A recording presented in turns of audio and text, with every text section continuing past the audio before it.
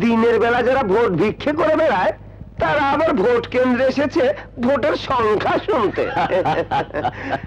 আরে এইভাবে কি ভোট কেনা যায়? ভোট পাওয়া যায় রাতের আধারে, টাকা পয়সার লেনদেন। সিগারেটটা ভেতরে খেলেই তো পারতেন। আরে না ভাই, ভিতরে আবু সাহেব আছে না? ও আচ্ছা আচ্ছা, আন্দাজ চাই পাস করে যাবে মনে হচ্ছে।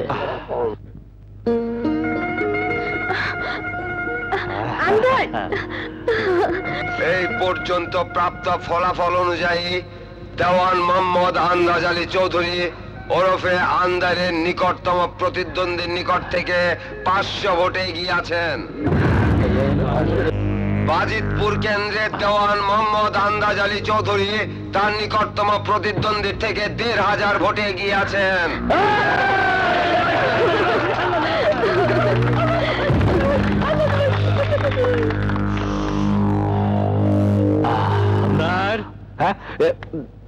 আন্দার শুরুটা তো ভালোই মনে হচ্ছে, কিন্তু এখনো বিজয়নগর, মধ্যগ্রাম, কামারপাড়া, নিতাইপাড়া, আশিনগরের ভোট গণনা বাকি আছে। দেখা যাক কি হয়। বিজয়নগর কেন্দ্রের প্রাপ্ত ফলাফলে দেওয়ান মোহাম্মদ আন্দাজ আলী চৌধুরী 5000 ভোটে এগিয়ে আছেন। 5000 ভোট বেশি? 5000 ভোটে আগে আছি।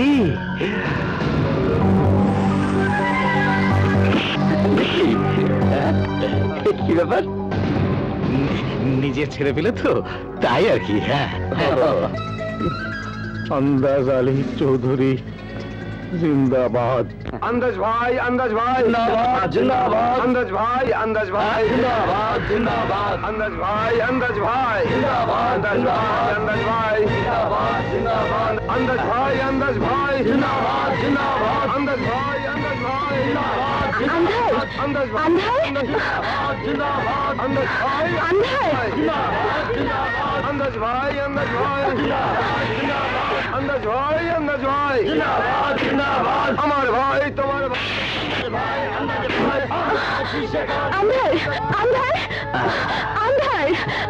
যাও না।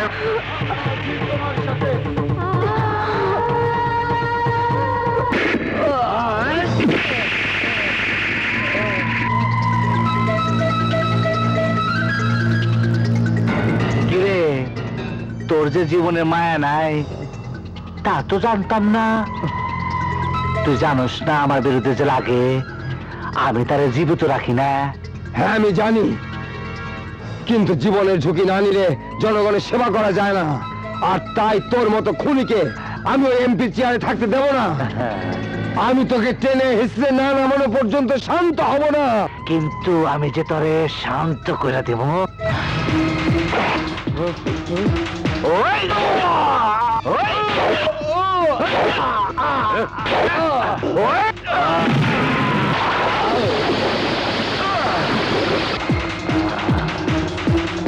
অত্যন্ত খুশি হয়েছে। এই সম্বর্ধনার কথা বল না। এলাকাবাসীর পক্ষ থেকে আপনাকে একটা সম্বর্ধনা দিতে চাই। কে তোদের কোনো কাজ করবো নাই? নেতার পিছনে ঘুরঘুর করছিস? যা যা যা এখান থেকে। ঠিক আছে। শালারা একেবারে চামচা হয়ে গেছে।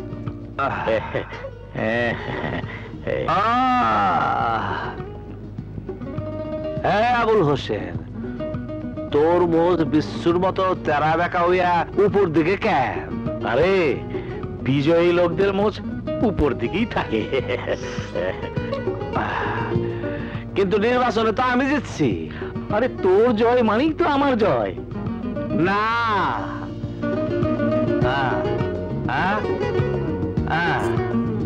আজ থেকে তোর মোষ থাকবো নিচের দিকে, নিচের দিকে।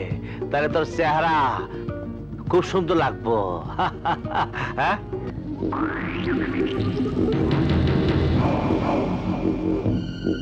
আবুল হোসেন জি, ওই দেখো জমিদার ডানিয়ালো আমাকে পার্টিতে। আচ্ছা, ওনার জমিদারির উপর তোর নজর পড়েছে? আচ্ছা, ওর এক মেয়ে আছে না? আরে ও তো একটু অপয়া। অপয়া মেয়ে। এমন মেয়েদের বিয়ে করলে স্বামীদের অমঙ্গল হয়। আরে অমঙ্গলে মঙ্গল করাই আমার কাম। এখন তুমি যাও, আমার সাথে ওই মেয়ের বিয়ে ঠিক করো। ওর বয়স তো অনেক বেশি। আহা, বয়স সাথে বয়সের কি লেনদেন আছে? যাও, আমি তোমার অনেক টাকার কমিশন দেবো। যাও, তুমি যে কথা কও, তুমি যে কথা কও। যাবো, যাও যাও যাও। জয় বাবজান, কে রে বলা? সামিল বেগমের কি হইব? তুই বহু সহজ সরলে বলা, আমার বুদ্ধি তোর মাথায় ঢুকবো না। কথা তো বুঝলাম, কিন্তু আন্দাজ সাহেব কি আমার মেয়ে রূপাকে দেখেছে? আপনার জমিদারি দেখেছে। জমিদারি? আরে ঘর দেখা মানে পুরো পরিবার দেখা, তাই না? ও হ্যাঁ, তাই তো। তুমি তুই ঠিকই বলেছ। আরে জমিদার সাহেব, আমি হইলাম জনগণের নেতা।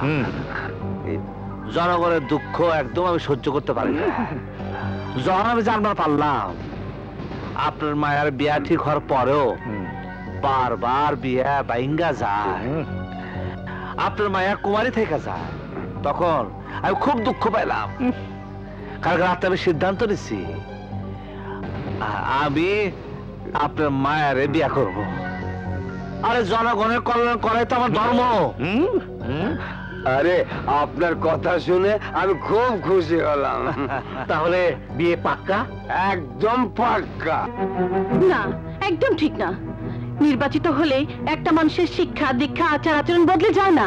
আমি তোর কথা মানি মা, কিন্তু মা, তোর জন্য উপযুক্ত পাত্র খুঁজতে খুঁজতে কখন যে তোর বয়স বেড়ে গেছে আমি নিজেও তা খেয়াল করিনি। আর দুই একজনকে যদিও উপযুক্ত বলে মনে হয়, কিন্তু তারা বয়সের কথা শুনে রাজি হয় না। আন্দাজ নিজে প্রস্তাব পাঠিয়েছে, অতীতে যাই থাক, অল্প বয়সে সে যেখানে পৌঁছেছে তাতে ভবিষ্যতে আরো ভালো করতে পারবে। এমন উপযুক্ত পাত্র আর পাবো বলে মনে হয় না মা। না পেলে না পাবে, বিয়ে হতে হবে এমন তো কোনো কথা নেই। কত মেয়েরই তো বিয়ে হয় না, আমারও হবে না। কথাটা তুই যত সহজে বললি তত সহজে আমি মেনে নিতে পারছি না মা। প্রত্যেক বাবারই কর্তব্য মেয়েকে উপযুক্ত পাত্রের হাতে তুলে দেওয়া। বয়স হয়েছে, কখন যে ওপারের ডাক আসে ঠিক নেই। বাবা হয়ে যদি তোর বিয়ে দিয়ে যেতে না পারি তাহলে মনে শান্তি পাবো না রে মা। বাবা। হ্যাঁ মা, তুই আমাকে পাপের ভাগী করিস না। অনেক ভেবে চিন্তে আমি আবুল হোসেনকে কথা দিয়েছি, তুই তুই আপত্তি করিস না মা। কি করছো তুমি? ছাড়ো, আজ আমি ওকে মেরেই ফেলবো। রাস্তার একটা ফালতু লোকের সাথে মেলামেশা করে আমার মা ইজ্জত নিলামে ওঠে, তো লজ্জা করলো না? তাই বলে তুমি ওর গায়ে হাত তুলবে? ওকে মারলেই সমস্যার সমাধান হয়ে যাবে? সমাধান একটাই, চামেলিকে নিয়ে তুমি কারি ডাক্তারের কাছে যাবে, নষ্ট করে দেবে ওই পাপের ফসলটাকে। না ভাইয়া না, অন্যায় করেছি আমি, আমাকে শাস্তি দাও। কিন্তু তাই বলে আমি আমার পেটের সন্তানকে হত্যা করতে পারবো না ভাইয়া। আমি চাই ও পৃথিবীর আলো দেখুক, ও পৃথিবীর আলো দেখুক। পৃথিবীর আলোতে এসে কি পরিচয় দেবে সেই সন্তান? কার পরিচয়ে মানুষ হবে? সমাজে কি করে তুই মুখ দেখাবি? এইসব প্রশ্ন তো তোমার আন্দাজকে করা উচিত। ও কি না করে তুমি চামেলিকে ধমকাচ্ছ কেন? সমস্ত দোষ ওই আন্ধারের, বোঝাপড়া করতে